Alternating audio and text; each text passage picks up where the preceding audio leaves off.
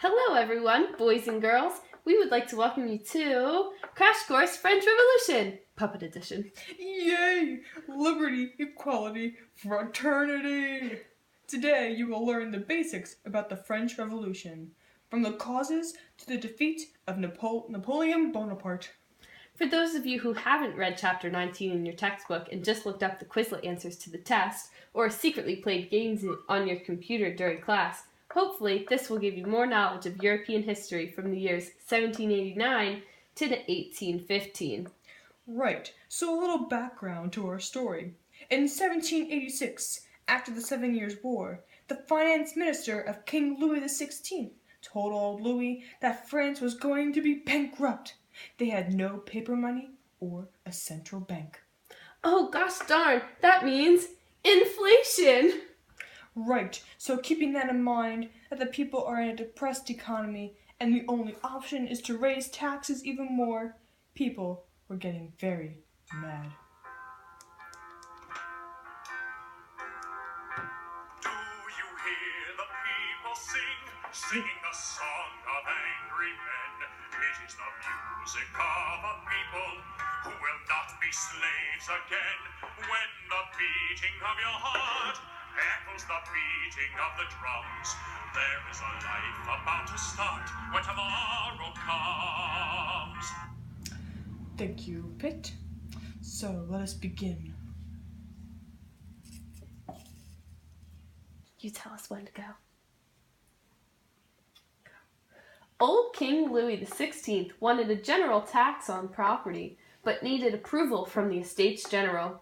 They have not been called since 1614. So, after his failed attempt to dismiss the notables, he called for the estates. There are 3 estates in the Estates General. The first is made up of the clergy, and the second is made up of the nobility. What's the third estate? Well, for starters, it's a book by Emmanuel Joseph Sieyès, and according to him, it's everybody else, the true strength of France. But most people thought they were unimportant. Oh. So, anyways, they deadlocked on voting procedures when the first and second called for 1 vote per estate. The third estate was not happy and refused to meet with them until they could have equal seating. On June 17, 1789, after a thing called the Tennis Court Oath, a few priests joined the third estate to create the National Assembly. Wait, they actually played tennis in that court? No. If they actually played tennis in that court, they could get arrested. Anywho, Louis XVI didn't like the National Assembly. Maybe it's because they can't play tennis. Yeah, so he sent 18,000 troops to the National Assembly to stop them. It didn't work. Fast forward a tad, economic hardships began to grip the people. On July 14, 1789, the people stormed the Bastille, a royal prison, to defend their Paris. Soon after that, Louis decided to listen to the peasants for a while, like a child being scolded by his parents. Not a long time later, the Great Fear spread throughout France. The National Assembly decided in response to install the Declaration of the Rights of Man and of the Citizen. This gave equality before the law, representative government for a sovereign people, and individual freedom. Oh yeah, and then another march of angry people stormed the palace of Versailles. Talk about girl power! 7,000 Parisian women stormed the palace in response to economic hardship, looking for Marie Antoinette, and forced the king and queen to stop eating cake and move to Paris where the people were. Okay, now here's the part where it gets juicy. There was a division within the Catholic Church and the reorganization of religious life. Sides began to be taken between the educated classes and the common people, where the Catholic clergy had to take a loyalty oath to the government. To escalate the conflict, in 1791, Louis XVI and Marie Antoinette tried to escape Paris and flee to an Austrian relative of Marie's. For the sake of history, they were caught, but we'll come back to their fate in a bit. A year later, in 1792, the National Convention replaces the Legislative Assembly. Wait, why? Like many politicians these days, they want to replace the old people with the new ones who have new and more radical ideas. Many belonged to the Jacobean Club, which was split between the Mountain Party and the Girondists after the weak French broke and fled at first military encounter with this first coalition of foreign powers that was united against the revolution when they declared war on the Habsburgs. Dang, that is a long sentence. So these other European countries made the first coalition and then fought against the French, who were in the middle of a revolution? But it was not a very long fight. 2. During the Second Revolution, Louis XVI was convicted of treason and was sentenced to death by beheading.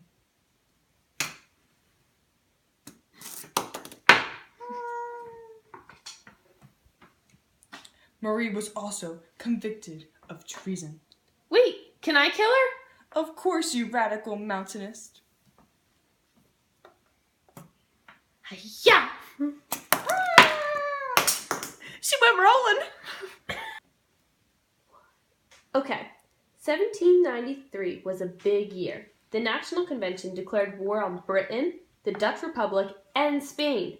Peasants began to revolt about drafts. Also, the Committee of Public Safety was formed to deal with threats in and outside of France. Yeah, and it is led by a man named Robespierre. That poor guy is too radical to function. He held dictatorial power and defended the revolution. 1793 was also the beginning of the Reign of Terror, thanks to Robespierre. This time he tried and executed thousands suspected of treason. They murdered by guillotine almost 40,000 people.